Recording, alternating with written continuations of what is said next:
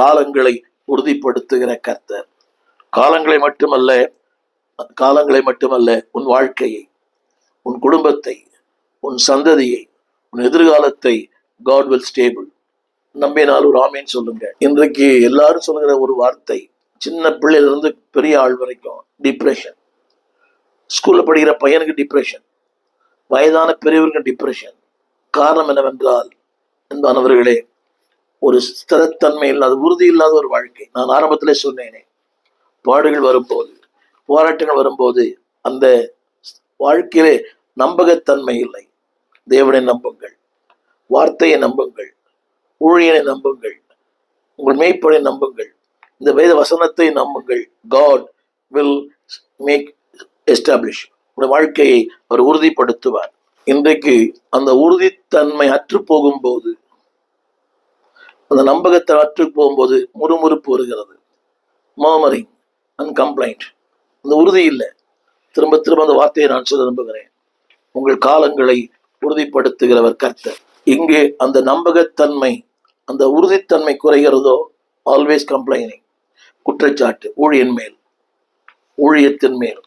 பிரசங்கம் சரியில்லை, பாட்டு சரியில்லை, பிரசங்கம் நீண்டு போச்சு, பிரசங்கம் ரொம்ப அறுவை, ஏதோ ஒரு murmuring, ஆல்வேஸ் கம்ப்ளைனிங். ஏன் தெரியுமா? வாழ்க்கையிலே ஒரு ஸ்திரத்தன்மை, நீதி இல்லை. நீதி இல்லாத ஒருத்தங்க தான் அடுத்தவங்களை குற்றப்படுத்துவாங்க. தான் நீதியா வாழ்ந்த அடுத்தவங்களை குற்றப்படுத்துவதற்கு மனசு வராது. ஏன்னா அது ஒரு அநீதி. காரணம் இல்லாமல் டோன்ட் கண்டம் எனிபடி. யாரையும் ரொம்ப ஈஸி, அவர் சரியில்லை, இவர் சரியில்லை. நான் நீதியாய் வாழ்ந்தால் அடுத்தவர்களை குற்றப்படுத்துவதற்கு நான் யோசிப்பேன். என் மனசாட்சி என்னை வாதிக்கும். எனவே என்னை கேட்டுக்கொண்டிருக்கிற அன்பான தேவ பிள்ளைகளே, ஒரு சின்ன கேள்வி. உங்களுடைய வாழ்க்கையில எது உங்களை சீர்குலை வைக்கிறது?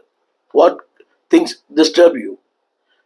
ஏன் டிஸ்டர்ப் பண்ணதுன்னா, ஸ்திரத்தன்மை இல்லை, உறுதியான தன்மை இல்லை. அந்த வார்த்தையை திரும்ப திரும்ப நான் சொல்ல விரும்புகிறேன். முடிந்த அளவுக்கு அதை மனசுல கொள்ளுங்கள். உன் காலங்கள் உறுதியாயிருக்கும், உன் வாழ்க்கை உறுதியாயிருக்கும், உன் பிள்ளைகள் உறுதியாயிருப்பாங்க. இன்னைக்கு எல்லாருக்குள்ள ஒரு பயம் இருக்கிறது. என்ன ஆகுமோ, இந்த பையன் நம்மளை காப்பாற்றுவானா, இல்லை நம்ம முதியோர் இல்லத்துல சேர்த்துருவானா? பெண் பிள்ளைகள் அப்படித்தான். பெண் பிள்ளைகளை வைத்திருக்கிறவர்களுக்கு முதியோர் இல்லம் இல்லை என்று சொல்லுகிறார்கள். ஆனால் இன்றைக்கு பெண் பிள்ளைகள் கூட பெற்றோர்களை கனம் பண்ணுவதில்லை. அங்கே ஸ்திரத்தன்மை வரும்போது மகிழ்ச்சி வரும். நான் சொல்லுகிறேன், there will be a great joy. எங்கே ஸ்திரத்தன்மை இருக்கிறதோ அங்கே முறுமுறுப்புக்கு இடமில்லை, கலக்கத்துக்கு இடமில்லை, கண்ணீருக்கு இடமில்லை, அலறுதலுக்கு இடமில்லை. there will be a great joy. இந்த நாளிலே நான் சொல்ல வந்த வார்த்தை, அன்பான தேவ பிள்ளைகளே, துன்பத்தின் நேரங்களிலே, துயரத்தின் நேரங்களிலே, தவிப்பின் நேரங்களிலே, சஞ்சலத்தின் நேரங்களிலே அவரையே நம்புங்கள். அவர் உங்கள் வாழ்க்கையை ஸ்திரப்படுத்துவார் மாத்திரமல்ல, he will provide the stability. இந்த வார்த்தையை கவனிங்கள். ஸ்திரத்தன்மைக்கு என்னவெல்லாம் தேவையோ அதையெல்லாம் தந்து உங்களை ஆசீர்வதிப்பார். நம்பினார் ஆமீன் சொல்லுங்கள். கவனிங்க, இன்னொன்று சொல்ல விரும்புகிறேன். அந்த வார்த்தைக்குள்ளே இன்னொரு வார்த்தை எனக்கு இருக்கிறது. அந்த வார்த்தையை, கர்த்தர் தான் ஸ்திரத்தன்மை தர முடியும். உன் காலங்கள் உறுதியா இருக்கும். அப்படியானால் அந்த ஸ்திரத்தன்மையை கொடுப்பது அறிவல்ல, மனிதர்கள் அல்ல, கர்த்தர் தான் இந்த ஸ்திரத்தன்மை தருது. He is the one who provides the stability. இன்னைக்கு எல்லாருடைய வாழ்க்கையிலையுமே அலைமோதும் வாழ்க்கையில் அனுகூலங்கள் மாறும்போது அவர் மட்டும்தான் அதை தருவார். இன்னைக்கு நம்முடைய வாழ்க்கையில பிரசங்கம், என்னுடைய வாழ்க்கையில் ஒரு நாள் இருப்பது போல இன்னொரு நாள் இல்லை. சோர்வுகள் வருகிறது, சோகங்கள் வருகிறது, ஏதோ ஒரு மன அழுத்தங்கள் வருகிறது. But God says, I will stable. ஒரு சில வார்த்தைகளை உங்களை நான் சொல்ல விரும்புகிறேன். அந்த ஸ்டேபிள் இருந்துச்சுன்னா, you can even face the death. மரணத்தையும் நீங்கள் சந்திக்க முடியும். இது சத்தியம். அந்த ஸ்டேபிலிட்டி. ஏன்னா என் வாழ்க்கை அவர் கரத்தில், என் எதிர்காலம் அவர் கரத்தில், என்னுடைய ஜீவன் அவர் கரத்தில், எல்லாமே அவர் கரத்தில். அப்படி அவர் கரத்தில் சொல்லும் போது எல்லாமே பார்த்து கொள்ளுவார்.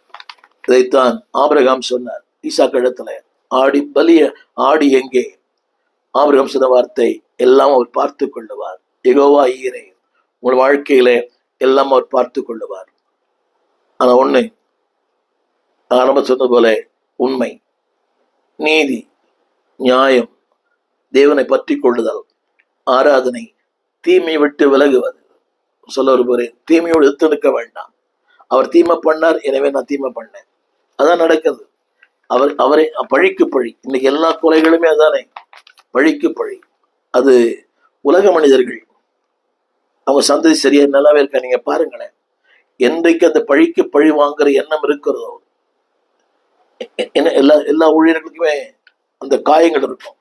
ஆனா பழி வாங்கினா ஊழியம் செய்ய முடியாது. என்னை கேட்டுக்கொண்டிருக்க அன்பு தேவ பிள்ளையே, சோ தேவன் சொல்கிறார் 2 கொரிந்தியர் 5ஆம் அதிகாரம் 1-8 வசனங்கள் வரை. அந்த வார்த்தை எப்படி சொல்லுகிறது? அந்த ஸ்திரத்தன்மை. 2 கொரிந்தியர் 5ஆம் அதிகாரம் 1-5 வசனம் வாசிக்கிறேன். இந்த ஸ்திரத்தன்மை உள்ளவனுக்கு பூமிக்குரிய கூடாரமாகிய இந்த வீடு அழிந்து போனாலும், இந்த வீடு அழிந்து போனாலும், சரீரம், இந்த வீடு, இந்த பொருள், இந்த செல்வாக்கு, இந்த புகழ் எல்லாம் அழிந்து போனாலும், உங்களுடைய புகழ் அழிப்பதற்காக, உங்களுடைய அபிஷேகத்தை குலைப்பதற்காக, உங்களுடைய நற்பெயர் கலங்க உண்டாக்கும்படி, அதுதான் இன்றைக்கு எல்லாருக்கும் ஊழியர்களுக்கு செய்யப்படுகிற ஒன்று. கேவலமான வார்த்தைகளை பயன்படுத்துவது, கேவலமான வார்த்தைகள். அதாவது அதனுடைய அர்த்தம் என்னவென்றால், அதாவது உங்களை அழிக்க வேண்டும், உங்களுடைய அபிஷேகத்தை அழிக்க வேண்டும், உங்களுடைய சாட்சி அழிக்க வேண்டும், உங்களுடைய ஸ்திரத்தன்மை அழிக்க வேண்டும், உங்கள் ஸ்திரத்தன்மை அழிக்க வேண்டும். இது எல்லாருக்குமே பல காரியம் சொல்ல முடியும், ஊடகத்துல சொல்ல முடியாத காரியங்கள். வேதம் சொல்கிறது, அழிந்து போனாலும் அந்த ஸ்திரத்தன்மை உள்ளவனுக்கு உண்டாகிற நம்பிக்கை என்னவென்றால், தேவனால் கட்டப்பட்ட கை வேலை இல்லாத நித்திய வீடு பரலோகத்தில் எனக்கு உண்டென்று அறிந்திருக்கிறேன். பவுல் சொல்கிறார், நமக்கு அறிந்திருக்கிறோம். எதை? கைவேலை இல்லாத நித்திய வீடு பரலோகத்தில். இன்னைக்கு அந்த எண்ணமே நிறைய பேருக்கு இல்லை. அந்த பரலோகம் அந்த எண்ணமே இல்லை. அநேகருக்கு அந்த பரலோக ராஜ்யம் என்ற சிந்தையே இல்லை. இன்னைக்கு அதை பற்றி பேசுறதுக்கு ஆட்களும் இல்லை. வாழ்வு, வசதி, வீடு, காரு, பங்களா. ஆனால் நித்தியம், பரலோகம், மறுமையின் வாழ்க்கை, அங்கிருக்கிற மேன்மைகள், அதை பற்றி பேசுவதற்கு இன்றைக்கு பிரசங்க யாரும் இல்லை. ஒரு சின்ன கேள்வி, நரகத்தை பத்தி எப்படி கடைசியா பிரசங்கம் பண்ணீங்க? நரகத்தை பத்தி உங்க பாஸ்டர் என்ன கடைசியா பேசினார்? பவுலடியார் சொல்லுகிறார், கவனியங்கள், இந்த வீடு அழிந்து போனாலும், புகழ் அழிந்து போனாலும், பெயர் அழிந்து போனாலும், செல்வாக்கு அழிந்து போனாலும், எல்லாம் அழிந்து போனாலும், ஒரே ஒரு வார்த்தை, பரலோகத்திலே இதை விட மேன்மையான ஒன்று இருக்கிறது. ஆமேன். அது மட்டுமல்ல, அந்த 2 கொரிந்தியர் 5:5, இதற்கு ஆயத்தப்படுத்துகிறவர் தேவனை. மாற்றி சொல்வேனால், அந்த ஸ்திரத்தன்மையை கொடுக்கிறவர் தேவன் தான். அவர் ஸ்திரத்தன்மையை தருகிறார். மாத்திரமல்ல, ஆவியானவரை, அச்சாரத்தை நமக்கு தந்தவரும் அவரே. 2 முறை அந்த வார்த்தை வருது. ஆயத்தப்படுத்துகிறவர் அவரே, அதை ஸ்திரப்படுத்துகிற அவரே. எனவேதான் அந்த 5:8 இப்படி சொல்லுகிறது, நாம் தைரியமாகவே இருந்து, திரும்ப சொல்லுகிறேன், தைரியமாகவே இருந்து, அன்பானவர்களே, எதை நீங்க பண்றீங்களோ தைரியமா இருங்க. உங்கள் நீதியில், உங்கள் உண்மையில், உங்கள் உத்தமத்தில், உங்கள் நேர்மையில், உங்களுடைய ஜபத்தில், ஜப வாழ்க்கையில் நீங்கள் அறிந்த ஒன்றுக்கு தைரியமா இருங்க. Don't compromise. இன்னைக்கு அதுதான பிரச்சனை. உண்மை நல்லாவே தெரியும், ஆனா அந்த உண்மைக்கு நிற்க முடியல. ஏன்னா எதிர் தரப்பினர் வலிமை மிக்கவர்கள். அவரால் இவருக்கு சில நன்மைகள் வரலையோ தீமைகள் வந்துடும். அந்த உண்மைக்காக இவர் நின்றால் தீமைகளை சந்திக்க நேரிடும். இவருக்கு சத்துருவாய் மாறுவார். எனவேதான் நமக்கு எதுக்கு அந்த வம்பு? அமைதியா இருந்துருவோம். இல்லை, நீதிக்காய் போராடுங்கள். உலகத்திலே சொல்றாங்க, நீதிக்கு தலை வணங்கு, நீதிக்காக போராடுங்கள். அதுல சொல்லப்பட்டிருக்கிறது.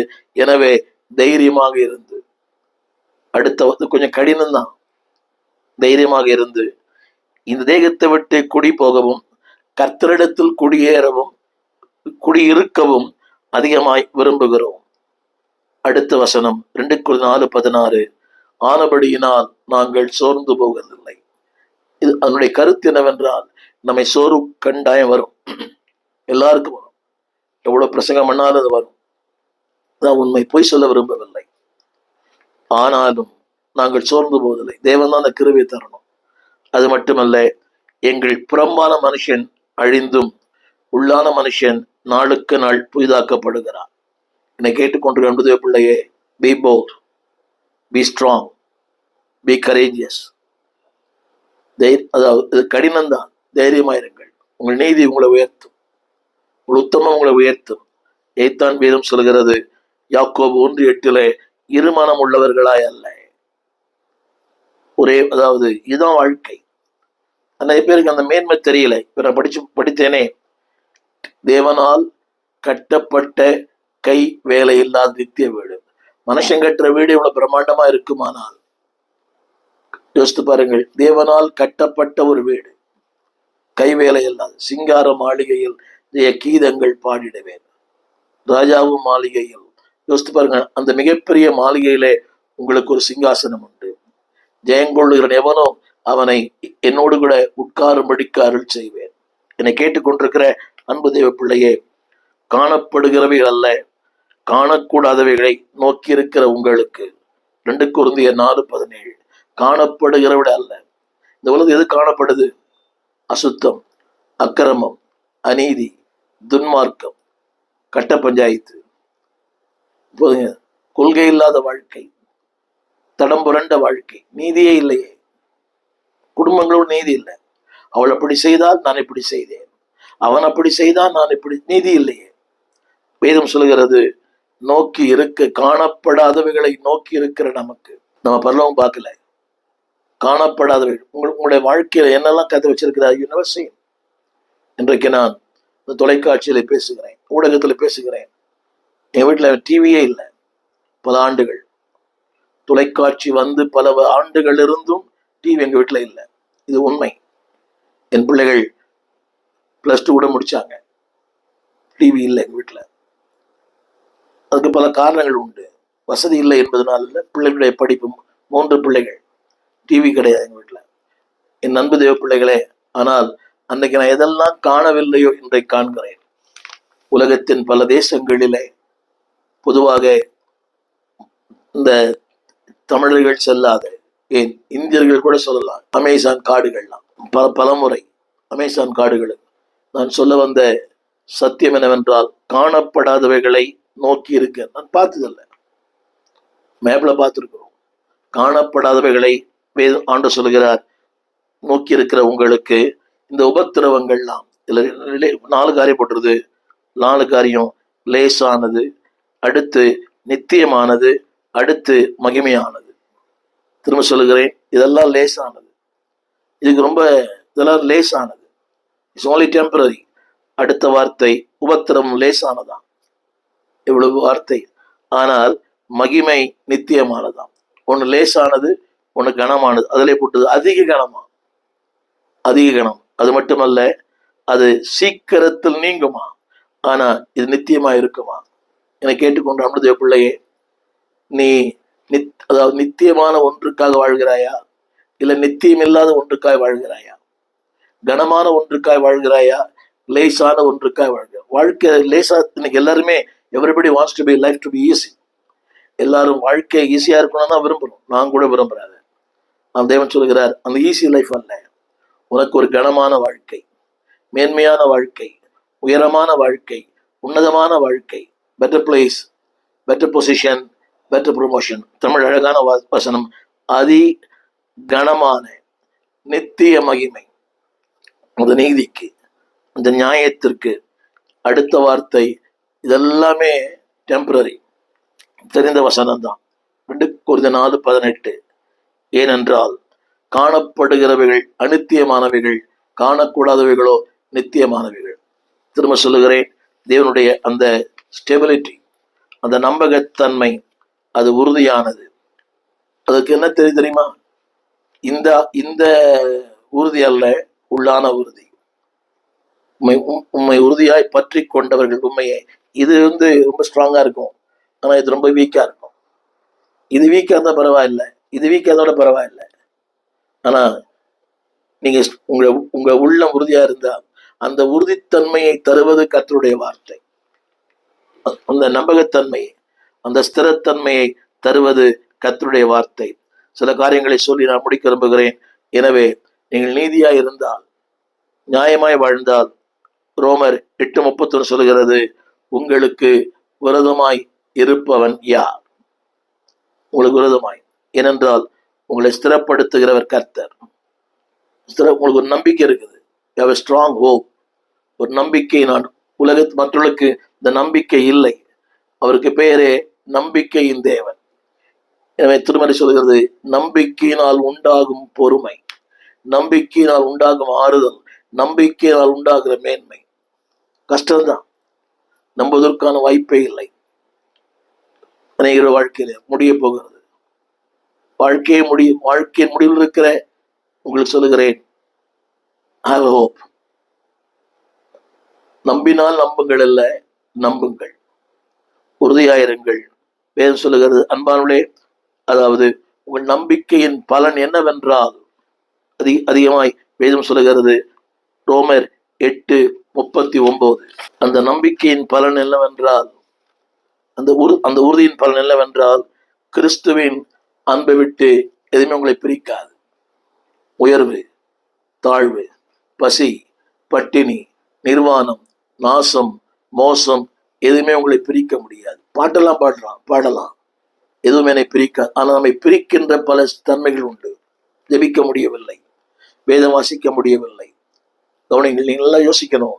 இப்போ உங்களுக்கு பிரச்சனைனா நீங்க வீட்டுல இருந்துடலாம், உங்களுக்கு ஒரு பிரச்சனை வீட்டுல இருந்துடலாம், படுத்துங்கலாம். ஆனா ஊழியனுக்கு அதே பிரச்சனை இருக்குமானால் அவன் மனிதன் தானே.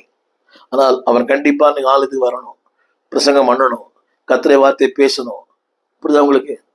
அவ்வளவு அழுத்தங்கள் இருந்தாலும், அவ்வளவு பாடுகள் இருந்தாலும், எத்தனை ஊழியக்கார வாழ்க்கையை பார்த்திருக்கிறேன். பாஸ்டர் லூக்கா சேகர் அவர்கள், அவருடைய மகன் மரித்து போனான் காலையில் ஞாயிற்றுக்கிழமை. அவர் அன்றைக்கு பிரசங்கம் பண்ணியிருக்கார். எவ்வளவு பிரசுத்தவான்கள், பிள்ளை மரித்து போன பிள்ளை வீட்டிலே, ஆனாலும் அவருடைய கர்த்தருடைய ஆலயத்துல. அது கடினமான ஒன்று. வேதம் சொல்லுகிறது, அந்த உயர்வு, அந்த தாழ்வு, இதெல்லாம் மாறி மாறி வரும். ஒருத்தர் புகழ்கிறார், ஒரு நாள் போன் பண்ணி, ஒரு டெல்லி பட்டணத்திலிருந்து ஒரு ஊழியர், அடுத்த ஒரு தொலைபேசி அழைப்பு, வசை மாறி பொழிகிறார். யோசித்து பாருங்கள். அப்பதான் ஒரு சின்ன ஒரு மகிழ்ச்சி, அது அற்ப மகிழ்ச்சி கூட சொல்லலாம். டெல்லி பட்டத்திலிருந்து உங்கள் செய்தி தனித்தன்மை வாய்ந்ததுன்னு சொன்னார். அடுத்த இன்னொரு தொலைபேசி, இதெல்லாம் ஒரு பிரசங்கமா? யோசித்து பாருங்கள். ஒரு உயர்வு, அடுத்த ஒரு தாழ்வு. ஆனால் அந்த ஸ்திரத்தன்மை இருக்கிற மக்களுக்கு எதுவுமே அவங்களை கிறிஸ்து அன்பை விட்டு பிரிக்காது, ஊழியத்தை விட்டு பிரிக்காது, வாழ்க்கையை விட்டு பிரிக்காது. ரொம்ப துக்கமான சம்பவங்களை பார்த்திருக்கிறேன். என்னால் வளர்க்கப்பட்டவன், என்னால் ஊழியத்துக்கு அனுப்பப்பட்டவர், என்னால் ஊழியத்துல பயிற்சி பெற்ற, என்னுடைய ஊழியத்தில் இருந்தவர் ஒரு ஊழியர் கூடுகளை பேசுகிறேன். அங்கிருந்து அவர் கவுண்டர் ஃபீட் கொடுக்கிறார். அங்கிருந்து அவர் எதிர்மறையான வார்த்தைகளை பேசிக் கொண்டிருக்கிறார் இன்னொருத்தரோட. எனக்கு காதுல கேட்குது. அவரே சொல்லுகிறார், இவர் இப்படிலாம் நீங்க பேசும்போதெல்லாம் இப்படி அவர் பேசுறாரு, கூட பேசுறாரு. யோசிச்சு பாருங்கள். சின்ன வயசுதான், என்னிடத்துல இருந்து ஊழியத்துல பயின்று என்னிடத்துல உருவாக்கப்பட்டு மாற்று கருத்து இருக்கலாம். அந்த நேரத்துல நீங்க அதை அடுத்தவரோடு பகிர்ந்து கொள்வது எவ்வளவு முட்டாள்தனம். இது உங்க வாழ்க்கையில திருப்பி ஒரு நாள் வரும். திரும்ப சொல்லுகிறேன், இந்த நாளில் ஜெபம் என்னவென்றால், இதெல்லாம் உங்களை தேவனை விட்டு, ஊழியத்தை விட்டு, செய்யும் காரியத்தை விட்டு, உங்கள் பிரசங்கத்தை விட்டு பிரிக்க கூடாது என்பது தேவனுடைய விருப்பம். போல் சொல்கிறான், பிரிக்க மாட்டாது என்று நிச்சயித்திருக்கிறேன். எனவே உங்கள் நீதியும் உங்கள் நியாயங்களும் உங்களை உயர்த்தும். திரும்ப சொல்லுகிறேன், God gives the wisdom, God gives the knowledge. அந்த நீதியும் நியாயமும் God will make you stable. இதைத்தான் ஆரம்பத்தில் சொன்னேன். அவருடைய காலங்கள் உறுதியாயிருக்கும். என்னை கேட்டுக்கொண்டிருக்கிற அன்பு தேவ பிள்ளையே, சில வசனங்களை உங்களுக்காய் நான் வாசிக்க விரும்புகிறேன். நீதிமொழிகள் 1:7, நீதிமொழிகள் 1:7. The key to stability.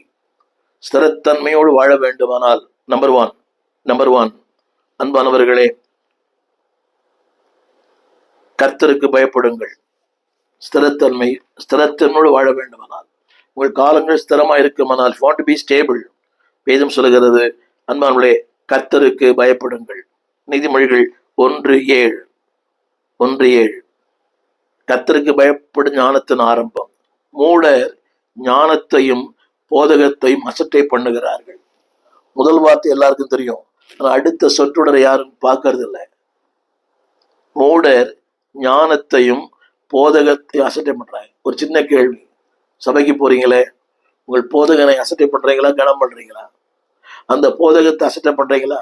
நீ வாலி பையன்கள்லாம் பாருங்க, அது சும்மா ஏதோ வர வேண்டியது, அவங்க எடுத்து வர்றது பைபிள் கொண்டு வருது, மொபைல் போன், ஒரு சின்ன பைபிள், ஏதோ வரான் போறான், அவ்வளவுதான். அந்த நாட்கள் எல்லாம் என்னோட சபைக்கு அநேகர் வந்தவர்கள் ஒரு தமிழ் வேதம், ஒரு ஆங்கில வேதம், ஒரு பாட்டு புஸ்தகம், ஒரு டைரி, அப்படி வந்த பிள்ளைகள் எல்லாம் இன்னைக்கு உலகத்தின் பல தேசங்களிலே சிறப்பா இருக்கிறார்கள், சிறப்பா இருக்கிறாங்க. அமெரிக்க தேசத்திலேயே அவள் நிறுவனம் நடத்துகிறார்கள். வரும்போது பைபிள், தமிழ் பைபிள், ஒரு ஆங்கில பைபிள், ஒரு டைரி, ஒரு பாட்டு புக் சுமந்து கொண்டு வருகிற ஒரு பெண் பிள்ளை அது இன்னைக்கு உயர்ந்த நிலையை கற்று வைத்திருக்கிறார். என்னை கேட்டுக்கொண்டிருக்கிற அன்பு தெய்வ பிள்ளைகளே, மூடர் ஞானத்தையும் போதகத்தையும் அசட்டை பண்ணுகிறார்கள். நான் பாராட்டுறேன் இல்லையோ, பரலோகம் பாராட்டுகிறது. அது மட்டுமல்ல, கர்த்தருக்கு ஞானத்தின் ஆரம்பம், அடுத்து பரிசுத்தரின் அறிவே அறிவு, சொல்லிக்கொண்டே போகலாம். எனவே அன்பான தெய்வ பிள்ளைகளே, ஸ்திரத்தம் இருக்க வேண்டுமானால் முதல்ல ரட்சிப்பு இருக்கணும், கர்த்தருக்கு பயப்படுற பயம் இருக்கணும், ஆராதனை இருக்கணும், அந்த தேவன் மேலுக்கு நம்பிக்கை இருக்கணும், அந்த உறுதி இருக்கணும். அப்படி இருந்தால் அன்பானவர்களே, உங்க வாழ்க்கையே சிறப்பா இருக்கும். நீதிமொழிகள் 14:26, ஆண்டவருக்கு பயப்படுகிற அந்த பயம் திட நம்பிக்கை உண்டு. இங்க கூட ஸ்டேபிள் என்ற வார்த்தை இருக்கிறது. கர்த்தருக்கு பயந்தீங்கன்னா your life will be stable, your family will be stable, your ministry will be stable, your children will be stable. உங்கள் பிள்ளை, தமிழ்ல வாசிக்கிற கேளுங்க, திட நம்பிக்கை உண்டு, அவன் பிள்ளைகளுக்கும் அடைக்கலம் கிடைக்குமா. பி ஸ்டேபிள், நீதியா இருங்க, நியாயத்தோடு இருங்க. அது மட்டுமல்ல, நீதிமொழிகள் 14:27, அதனால் மரண கண்ணிகளுக்கு நீங்கள் தப்பலாம். இந்த 33ஆம் அதிகாரம், இந்த ஜனங்கள் எகிப்திற்கு போனார்கள் தேவனை விட்டு விட்டு. ஏசாயாவை கொண்டு அவளை குறைக்கிறார்கள். பின்மாறி போனார்கள், எகிப்திற்கு போனார்கள் தேவனை விட்டு விட்டு. தேவன் சொல்கிற வார்த்தை ஏசாயா தீர்க்கதரிசி மூலமாய், கர்த்தர் உயர்ந்தவர், எல்லாவற்றிலேயும் உன் வாழ்க்கை, உன் கல்வியை விட, உன் செல்வத்தை விட, உன் புகழை விட, உன் பதவியை விட உயர்ந்தவர். Don't under estimate. அது மட்டுமல்ல, அவர் உன்னதத்திலே வாசமா இருக்கிறார். அது உன் வாழ்க்கையில உன் காலங்களை அங்கே கூட போட்டிருக்குங்க, அந்த காலங்கள் உறுதியாயிருக்கு. எப்ப தெரியுமா உறுதியா இருக்கும்? கர்த்தருக்கு பயப்படும் போது. திரையில் பாருங்கள், ஏசாயா 33:6, உன் காலங்கள் உறுதியாயிருக்கும் கர்த்தருக்கு பயப்படும் போது. அது இன்னொரு வார்த்தை பயன்படுத்தப்பட்டிருக்கிறது, அதுவே உன் வாழ்வின் பொக்கிஷம். முடிவாய் சொல்லும் போது, முடிவாக உன் வாழ்வின் பொக்கிஷம். 14:27 நீதிமொழிகள், மரண கண்ணிகளுக்கு தப்பலாம். இதனால் என்னுடைய செய்தி என்னவென்றால், God wants to make your life stable. அவர்தான் உன் வாழ்க்கையை ஸ்திரப்படுத்துகிறவர், உன் காலங்களை ஸ்திரப்படுத்துகிறவர், உன் குடும்பத்தை ஸ்திரப்படுத்துகிறவர், எதிர்காலத்தை ஸ்திரப்படுத்துகிறவர். இந்த ஸ்திரப்படுத்துகிற தேவனுக்கு அர்ப்பணியுங்கள், ஆராதியுங்கள், அவரோடு சேருங்கள். worship the Lord, trust the Lord, try to run away from the evil. தீமை விட்டு விலகுங்கள். ஊழியனுக்கு கீழ்ப்படிங்க, போதகத்துக்கு கீழ்ப்படிங்க, போதகனை கீழ்ப்படிங்க, அசட்டை பண்ணாதிருங்க. உங்க வாழ்க்கை அன்பானவர்களே மகிமையா இருக்கும். இந்த கடைசி சொற்றொடை நான் வாசித்த அந்த வார்த்தையை நான் படிக்க விரும்புகிறேன். மரண கண்ணிகளுக்கு நீங்க நீங்களாக்கலாம். உங்கள் பிள்ளைகளுக்கு அடைக்கலம் உண்டு, பாதுகாப்பு உண்டு, ஆதரவு உண்டு, ஆசீர்வாதம் உண்டு. இதை அப்படி நடத்த உங்களுக்காக ஜெபிக்கிறேன். ஜெபிப்போம். வானத்தையும் பூமியும் படைத்த நல்ல ஆண்டவரே, இந்த அருமையான வேலைக்காக நன்றி. நிலையற்ற உலகம், நம்பிக்கையற்ற உலகம், இந்த பூமியில் எதுவுமே நிலையானது அல்ல. உண்மை தவிர பொருளாதாரம், அரசியல், வேலை வாய்ப்பு, ஆரோக்கியம் எல்லாமே இன்ஸ்டேபிள். இதில் ஒருவரே காட் ஆஃப் ஸ்டெபிலிட்டி. அன்றைக்கு பேதுரை பார்த்து, நீ சீமோனா இருக்கிறாய், உன்னை பேதுருவாய் மாற்றுவேன். ஆற்று மணலாய் இருந்தவனை ஒரு கற்பாறையாய் மாற்றின தேவன். யாரெல்லாம் இன்னைக்கு ஸ்டேபிள் இல்லாம, அந்த உறுதித்தன்மை இல்லாம அலை மோதுகிறார்களோ, அத்தனை பேரையும் ஒரு உறுதிப்படுத்தும், வாழ்க்கையில் உறுதிப்படுத்தும், ரட்சிப்பில் உறுதிப்படுத்தும், அர்ப்பணிப்பில் உறுதிப்படுத்தும், ஊழியத்தில் உறுதிப்படுத்தும், எல்லாவற்றிலும் ஒரு உறுதியான வாழ்க்கையை தாரும். அது மட்டுமல்ல, மரண கண்ணிகளுக்கு நீங்களாக்கிவிடும். அவன் பிள்ளைகளுக்கு ஆசீர்வாதமான ஒரு தலைமுறை தகப்பனாய் வாழ, தாயாய் வாழ கிருபை பலன் தாரும். ஆண்டவர் இயேசுவின் நாமத்தில் வேண்டிக் கொள்கிறோம் எங்கள் நல்ல பிதாவே, ஆமென். அன்பான பிள்ளைகளே, பி ஸ்டேபிள். உங்களை உறுதிப்படுத்துகிறவர் கர்த்தர். அந்த வார்த்தை சொல்லுகிறேன், உன் காலங்கள் உறுதியாயிருக்கும். ஆமென். God bless you.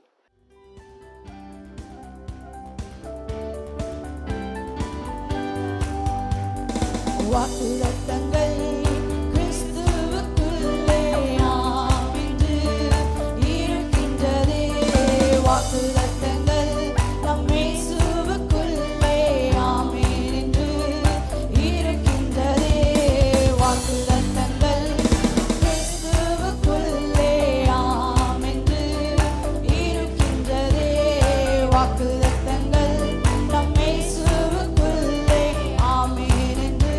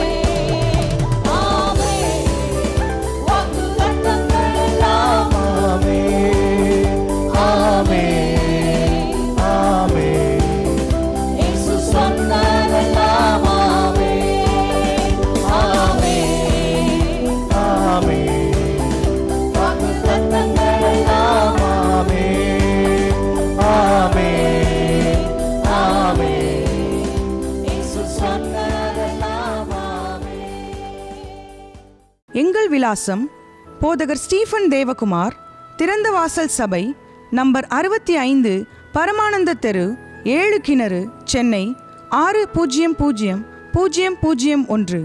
தொடர்புக்கு 9841839287. மேலும் 0444183330. எங்கள் மின்னஞ்சல் stephen.opendoor@gmail.com. எங்கள் தேவ செய்திகளை யூடியூப் சேனலில் பார்த்து பயனடையுங்கள்.